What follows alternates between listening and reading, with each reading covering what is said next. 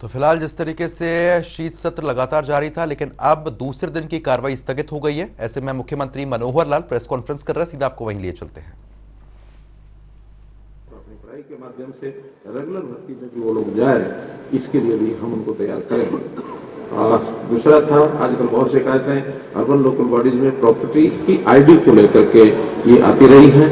उस पर पिछले कुछ दिनों से डिपार्टमेंट भी काम कर रहा है और जो गलतियां हैं, जो एक याशी कंपनी है उसके माध्यम से ठीक कराया जा रहा है।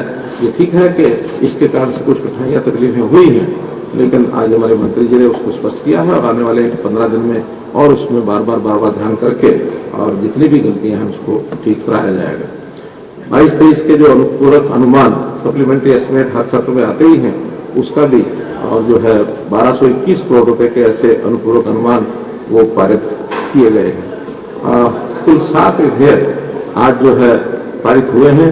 उसमें पहला है हरियाणा श्री माता भीमेश्वरी देवी मंदिर बेरी, ये विधेयक इसको पास किया है। हरियाणा पंचायती राज संशोधन विधेयक इसको पास किया गया है।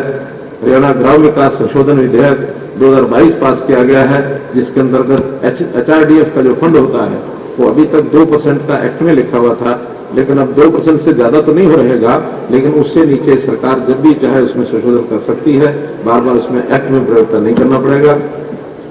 ऐसे ही हरियाणा उद्यम प्रोन्नति संशोधन विधेयक, जो हमारी 2016 का एक्ट बना था, हरियाणा एंटरप्राइजेस प्रमोशन एक्ट जो था, उसमें ही नई पॉलिसी 2020 की जो बनाई है, कुछ उसके अंदर भी नए इंसेंटिव्स ये दिए गए हैं।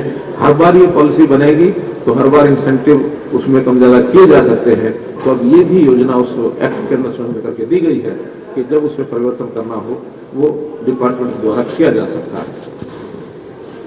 विधानसभा के जो सदस्य हैं उनमें खास करके उनके ड्राइवर्स और उनके जो सहयोगी हैं, जो उनके सेक्रेटरी जो उनको दिए गए हैं, उनके लिए 20-20 हजार रुपया महीने के हिसाब से उनका जो फिक्स किया गया वेतन और वो जो नाम देंगे उस हिसाब से विधानसभा से सीधा उनके खाते में जाएगा।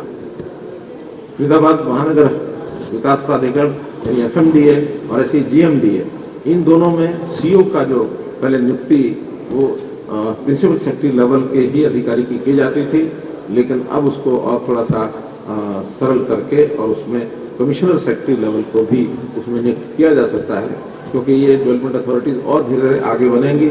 जैसे तीसरी अब फरीदाबाद इसकी पंचकुला की बन चुकी है और भी कुछ शहर जो बड़े शहर नगर निगम हैं उनकी डिमांड है कि वहाँ भी डेवलपमेंट अथॉरिटीज बनाई जाए। इसलिए हर जगह प्रिंसिपल सेक्रेटरी देना संभव नहीं था, तो कमिश्नर सेक्रेटरी हमारे पास जो है अब वो CO का काम संभाल पाएंगे। इस प्रकार के 7 संशोधन ये आज किए गए हैं और कुल मिलाकर के एक दिन का सेशन अब कल का शेष बचा है और कल भी विधायी कार्य भी होंगे और जो सामान्य रूटीन की चीजें वो सब होंगी। और मैं समझता हूँ कि 2022 का ये अंतिम सत्र बहुत अच्छे प्रकार से संपन्न होगा। 2023 के इंतजार में सब रहेंगे। 2023 की आप सब लोगों को भी आने वाले वर्ष की बहुत बहुत बधाई, बहुत बहुत शुभकामनाएं। सवाल उठाया कि जो सरकार ने पोर्टल बनाए उसको लेकर भी जो है लगातार विपक्ष ने सवाल उठाया कि पोर्टल की जो है कोई कामयाबी नहीं है, इससे जो है जनता ज्यादा परेशान हो चुकी है। देखिए, इसमें दोनों बातों पर विचार करने का विषय है। पहले तो ये क्यों बनाए जाते हैं, लोगों को सुविधाजनक तरीके से घर बैठे चीजों की सेवाओं की उपलब्धि हो, पारदर्शी तरीके से हो, किसी की डिस्क्रिप्शन न हो, भ्रष्टाचार न हो, इसके लिए सारे प्रावधान किए जाते हैं। और मैं समझता हूँ इसमें जब नए नए पोर्टल बनेंगे, नई आवश्यकताएं होंगी, कहीं ना कहीं छोटी बड़ी कठिनाइयां भी उसमें आती हैं, क्योंकि पहली बार बनाई जाती है। लेकिन उन कठिनाइयों का विचार करने के बाद उसको ठीक करने का काम लगातार हम कर रहे हैं और बहुत सी ऐसी नई चीजें की हैं जिसका जनता को बहुत लाभ हुआ है। विपक्ष बार बार इन विषयों पर प्रश्न इसलिए उठाते हैं कि उनको जो पुराने सिस्टम बने हुए थे जिसमें किसी को भी वो लाभ पहुंचाते रहे होंगे, तो जितने लाभार्थी ऐसे इस प्रकार के इलीगली जिनको लाभ मिलता था वो सब अब चूंकि बेरोजगार होते जा रहे हैं, तो बेरोजगारी की बढ़ती संख्या को गिनाने का एक कारण उनका ये भी है कि उनके जो सफेद कुर्ताधारी और जो काम करते थे उनके इर्द गिर्द सब सेवाओं का लोगों को यानी शुल्क लेते थे उन सेवाओं का, वो सब शुल्क बंद हो चुके हैं और पारदर्शी तरीके से ट्रांसपेरेंटली अब चाहे परिवार पहचान पत्र हो, चाहे HKRN हो, चाहे मेरी फसल मेरा ब्यौरा हो, चाहे किसी प्रकार की सुविधा हो, DBT इस नाते से हर किसी के खाते में पैसे जाना, ऑटोमेटिकली ओल्ड एज पेंशन बनना, ऑटोमेटिकली राशन कार्ड बनना, अब ये चीजें रास नहीं आ रही है। जब इनको रास नहीं आ रही है तो तकलीफ होना बहुत स्वाभाविक है विपक्ष का, उनको प्रश्न खड़े करना भी बहुत स्वाभाविक है। और मैं इससे प्रश्न इसलिए हूँ कि जितनी बार वो कहेंगे कि हम PPP को खत्म कर देंगे, हम मेरिट वेट को खत्म कर देंगे, हम पोर्टल वोटल खत्म कर देंगे, इतना ही जनता उनसे चिढ़ रही है और उतना ही दिन प्रतिदिन हमको लाभ हो रहा है। छोटी मोटी जो कमियां हैं उनको ठीक करने का काम हमारा है, डिपार्टमेंट का वो सब कर।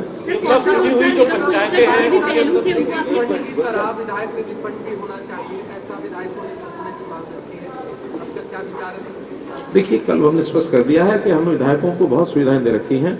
वैगी जो है वो सब प्रदेशों में नहीं है, यानी आदर्श ग्राम योजना विधायकों के लिए भी, सांसदों के लिए है, विधायकों के लिए भी हमने शुरू की। 2 करोड़ रुपया हर साल का वैगी के माध्यम से भी उनको उपलब्ध कराया जाता है। हर सत्र में 5 साल में 5 करोड़ रुपया उनको अलग से स्पेशल बजट ग्रांट ये भी दी जाती है। पिछली बार भी दी गई थी, इस बार भी दी गई है। कोई प्रदेश ऐसा देता नहीं है। अब डिस्क्रिशन की इच्छा होती है कि मुझे कुछ ऐसा मिल जाए पैसा जिसको मैं जैसे चाहूँ, जहाँ चाहूँ, मेरी मर्जी से खर्च हो।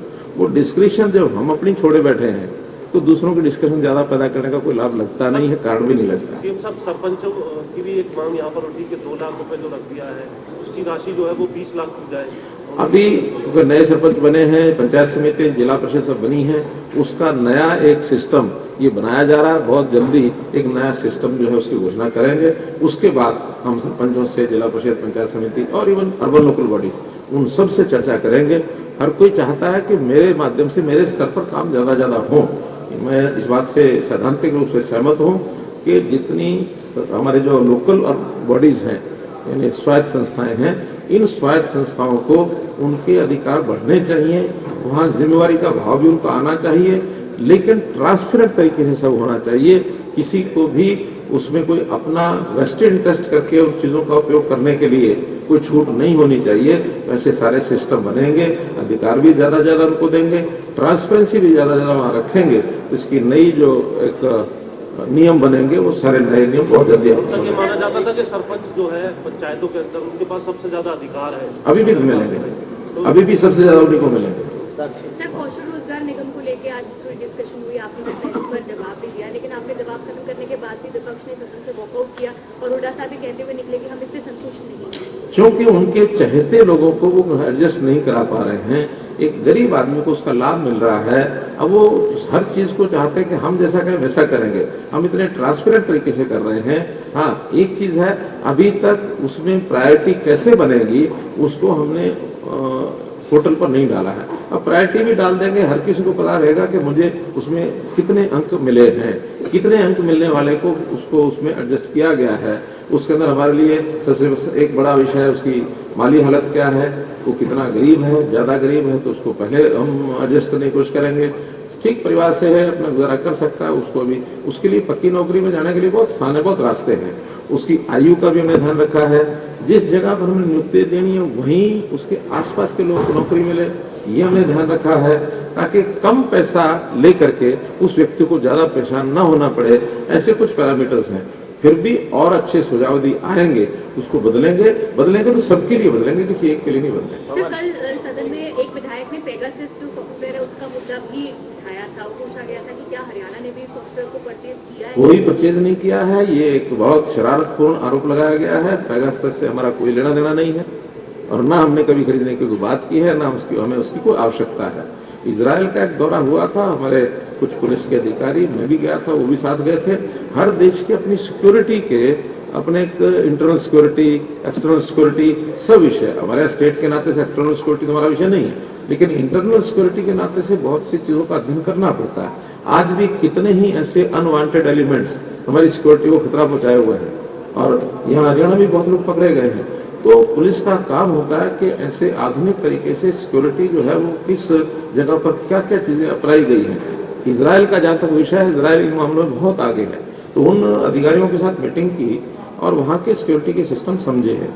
एक वहाँ पर सिस्टम चलता है और एम्बू बाइक सिस्टम समझ करके मैं स्वयं वहाँ गया और मैंने वहाँ देखा कि कोई भी व्यक्ति जिसको कष्ट होता है वो एक बटन दबाता है, विद इन 90 सेकेंड्स उसको सहायता करने वाला एक एम्बुलेंस वाला पहुंच जाता है।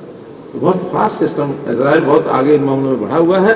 तो किसी चीज का अच्छा अध्ययन करने के लिए कोई भी भाग जाता है। हमारे यहाँ भी बहुत लोग आते हैं, बहुत कंट्रीज के लोग हमारे यहाँ विभागों में आके बातचीत करते हैं, बैठते हैं। अब ये परिवार पहचान पत्र है। हरियाणा के सिस्टम को समझने के लिए देश भर के प्रदेश तो आ ही रहे हैं।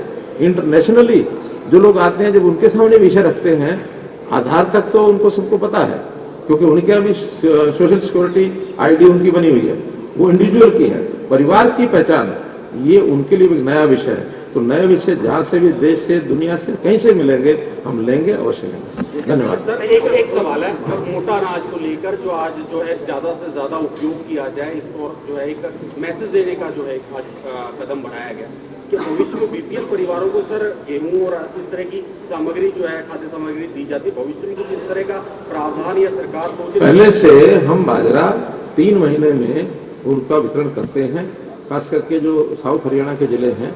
अब उसको 5 महीने किया है, ताकि धीरे धीरे बढ़ाएंगे। और क्योंकि बाजरा जो है सर्दी के समय में ही उपयोगी होता है, और गर्मी के समय में भी कोई ऐसी चीज जो हमारे यहाँ पैदा होती होगी, जिसकी हमारे यहाँ प्रिक्योरमेंट होती है, उस